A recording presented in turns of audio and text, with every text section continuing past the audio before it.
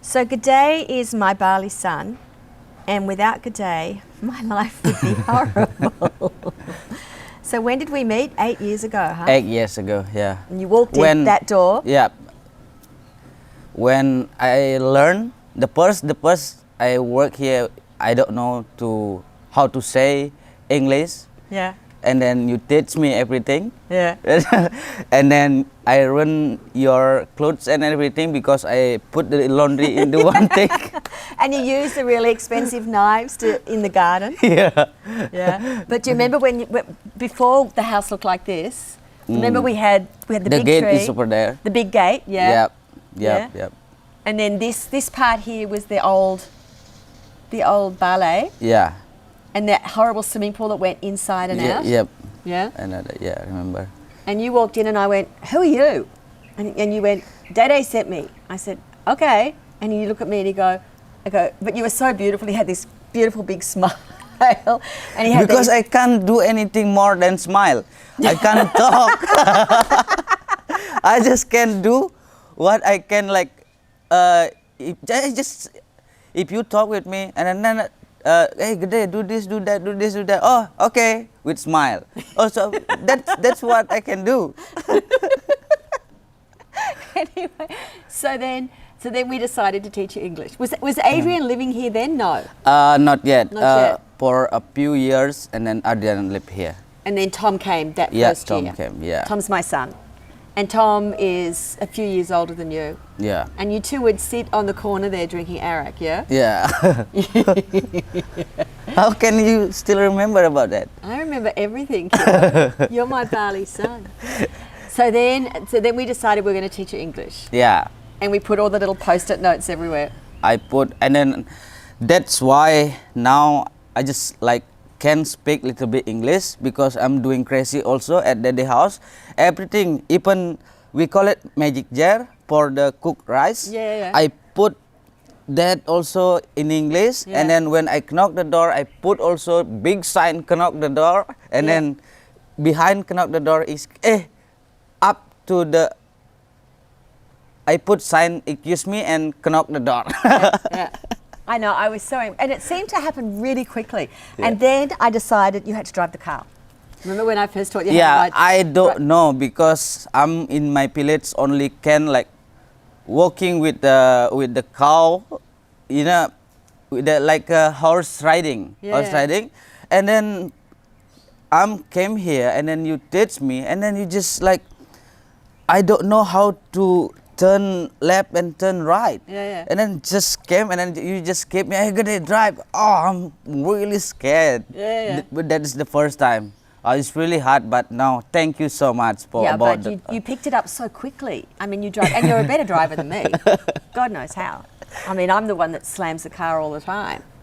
But yeah, so you learn English so quickly. You learn, and then you still use my knives. You still use my knives, and you still do everything. No, it's better.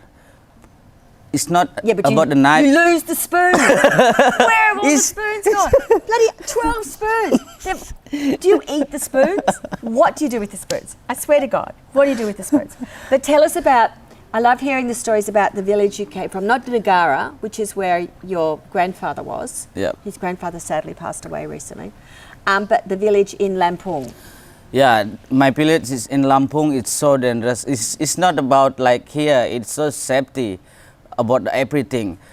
If in Lampung, I don't like life in Lampung because that's why it's so dangerous when going at night. Also, if we put motorbike like here, everywhere we put the bike, it's safety. Yeah. But in Lampung, only 5 minutes left the bike, and then when you see again the bike, it's gone. It's like that. So I did a little bit of research because I wanted to find out more about Lampung.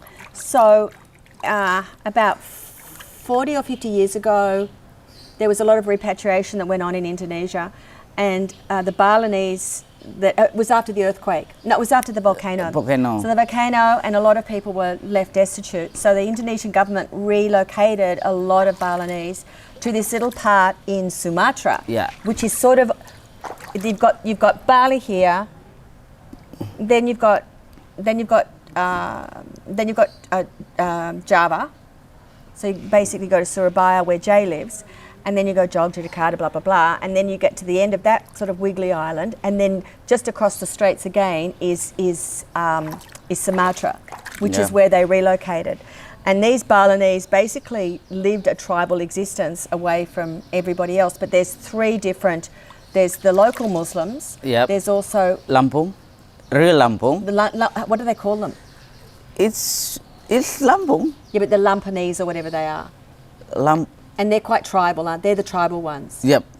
And then there were the Balinese, just a small, maybe 20,000 of them. Yeah. And so they sort of were left to fend for themselves. And what Gede is saying is that the police weren't even... It's so difficult to came. When we have trouble with, like a problem with, for the example, we fight with someone. Yeah. The neighbor called the police. The police will be coming in 2 hours. But by that stage, the person's dead. Yeah. Yeah. So I asked Gede why did he leave, and we don't really talk about it, but he was a naughty boy. We don't really want to know what he did, but he's a naughty boy, and they got him out there very quickly because you told me years ago that if you went back there, they'd kill you. That was, you had 5 years? You had 5 years. More than 5 years. No, it was more than 5 years ago, but if you went back within 5 years, they could kill you without... Yeah, because now it's like we have like big, it's like family now. So that's why their family not like hate me again. Yeah, so it's a really beautiful way of so Gede had to get out for a period of time, which gave the family mourning because there was a terrible accident and whatever happened. But if he'd have shown his face within the 3 or 5 year period, he could have been killed legitimately by the family without any legal repercussions. So clearly the family got Gede out and he stayed in Bali. And then he was a naughty boy here. He drank too much and he would always be late for work. And then he'd forget things. And then he meets a girl. Yeah. He meets this lovely girl up in Negara called Novi. It was accident. The baby was an accident. Here they're not so strict about sex. It's like they actually want the girls to have sex before they're married to make sure that they can fall pregnant. And the baby actually belongs to the father's family, not to the mother or the mother's family. It's a pretty... anyway, it's just the way it is here. Anyway, so Novi falls pregnant. She has a miscarriage. Then the father comes up to, because he's head of police in that region, and says, "You will marry my daughter." So I say to Gede, "Oh, great, I'm going to go and see my baby boy get married." And you went, "No, you can't come." So why did you not want me to come to your wedding? I'm still cranky with you about that. No, because I have no space for you. I don't take up that much space. And then so far, like 2 hours from here to get there. Yeah, but and then before was like the street going to Negara is really bad. That's why. And then if you like going at night or in the morning, Anyway. I just wondering you just get tired. I still don't forgive you for going, because when I saw the pictures, I really felt. Anyway, so then within a minute, little Olive was born. Yeah. And I'm the I'm granny godmother. So now Olive comes over once a week. She's naughty, she's gorgeous, she's playful, she's very bright. And we're now looking at sending her to a preschool, a Montessori preschool. Yeah. So that she can learn, because explain how you live. You live in a small kos. How big is the kos? It's kos in Bali like the small house. I stay with no space, with no garden. Is it the size of our office, let's say? Nah, let's say about the Adrian clinic. It's like very small, and then for now. So it's smaller than the office? Of course. It's smaller than the office? Of course. Oh, wow. And then okay. I have no neighbor because the corona. So all my friend is going to village right now. Yeah. And then Olive was no friend. No. No. And there's nobody. no playgrounds here. There's no. Oh, when we went to the little caterpillar school, Oh, she yeah. was like, She saw the slippery dip. There was Yeah. a little small blue, and she's going up, she's going down, she's going up, she's going down. She's never Because been in the she- playground. Yeah. She never like play. No. When I take Olive here, you can see Olive cannot stop, just like a run everywhere. Yeah, yeah. So it's a little bit sad because, as I explained to Gede, if Olive was in the village, there'd be cows, there'd be trees, there'd be rivers, there'd be space, there'd be other family members, there'd be other children, there'd be this community. But there's no work up there. So, you know, clearly Gede has to provide for his family, and obviously coming down to, you know, the tourist areas is where he's going to get the most work. But that means that then the baby is struggling because there is no space. As I said, there's no playgrounds here. There's no preschools for locals. And it costs a lot of money, you know. So that's your raise. That's your raise. You're not getting a raise anymore because it's going into Olive's educational fund. Yeah. But also, the other area that I'm really proud of Gede is that he not only taught himself English, he not only learned to drive the car. The hardest thing that I found with assimilating into Bali was when they were embarrassed or they did something wrong, they'd laugh, which was an insult in our culture. And I had to say to him, do not laugh when you've broken this or that. And he'd look at me really strangely going, but what's the cultural thing about smiling? No, because it's not like, because from before, like I say, before was like, I know speak English, but just a little bit. I don't know very much what you say. So I just like keep smiling. But so then when he did something wrong, he would still smile. I go, you can't smile that, and it would get me infuriated. I go, you've just done this and you've just done this and da da da da. The other thing is you cannot raise your voice to a Balinese or an Indonesian or Balinese. Indonesia. Indonesian. You just can't raise your voice. It will send them into a spiral of, you know, they'll just wither up and die. So I had to learn, being a very verbose Australian that was a blah, I had to learn to just go, G'day, you've just ruined my $300 knives. And I had to stay very calm and very tempered, which is not very easy for me either. Anyway, so we've taught each other an awful lot. But, and then there was the baby. But what's really, where G'day has gone is that and also Indonesians and particularly Balinese live for the moment. They don't think ahead. It's not part of their language culture and it's not part of their living culture. They live in the moment, for now. The food is on the table, and would you say that's correct? Yep. So what Gede does now is he actually thinks ahead and he plans things. So whereas before we'd wait if something was broken, then you fix it. He'd go, boss, this is going to break soon. We need to look into trying to fix it. Okay. Very impressed. So he's now learned how to manage the villas, keep it all together, because as you heard earlier with Susan, maintenance of these villas is just insane. So what breaks down all the time? It's so many times we have problem with the pump. The pump. Yeah. So we got my brother from Australia, flew him here because he's an irrigation and pump expert. So do you think the pumps still don't work? Unbelievable. Always broken. The pump. The pump. And what else breaks all the time? Leaking. We have leaking. Leaking is really bad when the raining season. In the rainy season. Yeah. Yeah. And what else breaks down all the time? It's all about the electric. So when I came back from Australia, I was stuck in Australia for 6 months.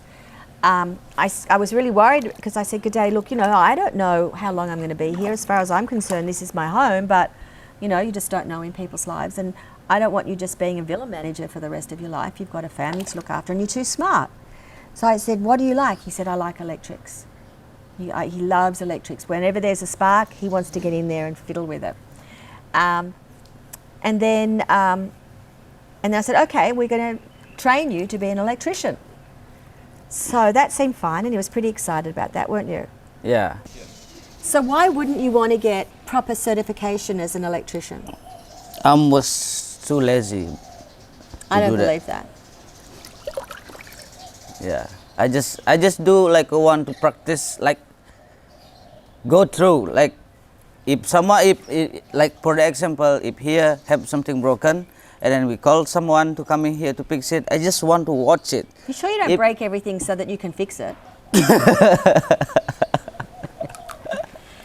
I understand that, and I think that's fantastic, but why wouldn't you want to learn to do it properly? Like be able to draw the right pictures, and what's stopping you? It's not stop. Maybe the next month or the next year, Yeah. I will do that. Because we've talked about it, that you study at night, you'd work during the day. Yes, it would be hard, but you know, we've all done that. You know, I had the 3 children and I went to school at night to study interior design. I mean, that's part of being young, you've got the energy to do it. And Novi's so lovely and she's so sweet, she wouldn't mind. Yeah, But can I talk to them about how proud I am of you about the other thing? of course. I can, you sure? Sure. So, Gede had a bit of an attachment to arak. And arak is the local drink here, which is made up. What's it made of? Make like a, like, what is it called? Coconut tree. Coconut? Yeah, from coconut tree becoming tuak first, and then from tuak becoming arak. It's very, very lethal. It's probably about the lethal. And what percentage alcohol is it? 40%. 40% alcohol. Some mornings, Gede would come here and he'd be shaking. Gede, what's the matter? What's the matter? Oh, boss. Oh, big night, big night. And this has gone on for years. And one day I sat him down. I said to Susan and to Adrian, I said, I'm really worried. I think he's drinking too much. And I sat him down and I said, you know, Gede, I think you've got a drinking problem. I think you're an alcoholic. And he went, I think you knew that. And so we talked about the options, and he never knew that AA existed. And I said, look, I'll go with you. You know, let's work this through together. And then he found a couple of mates that went to AA. And how many times did you go to AA? It's not so much, like eight times. And that was it. Yeah. You know, this is the thing with you. When you learn English, like you learn how to drive, when you make your mind up, you're the most determined person that I know. Because before I'm going to AA, I just keep thinking about, if I'm not drink, I can't sleep. Yeah. I just keep thinking, and then I went to AA, and then they are talking with me about how bad is alcoholic is. Yeah. And then that's why I'm scared, but not stop. I'm still drinking, but maybe like once a week. Yeah, which is fine. That's perfectly fine. Yeah. Yeah. Like yesterday, I drink because I have day off. Yeah, but I can't smell it. Normally you'd walk in and go, whoa, where's the fans? Oh my God. Well, I'm very proud of you, honey. I really am I'm very proud of you for a million reasons. One, you're an amazing dad. You're a gorgeous husband. You are just part of my life. You've woven into my heart. I can't. Every time you walk in, every morning I go, where's Gede? Ah. And I know all the girls go, I favour you and I should be more strict, but I don't care. I just love you just the way you are. Very proud of you. And I just adore little Olive. So Gede is my Bali Son, and for as long as I live here, hopefully we'll be together. And if we're not, and he needs to move on, he'll still be my Bali Son. Don't you dare. Love you. Yeah, you too. Give them your smile. So don't forget to subscribe and press like to my video. And there's lots more exciting stories to come about what it's like to live in Bali, the trials and tribulations, the beautiful friendships and the loves that we make along the way. So come with me on that journey and press like and subscribe, and see you next time.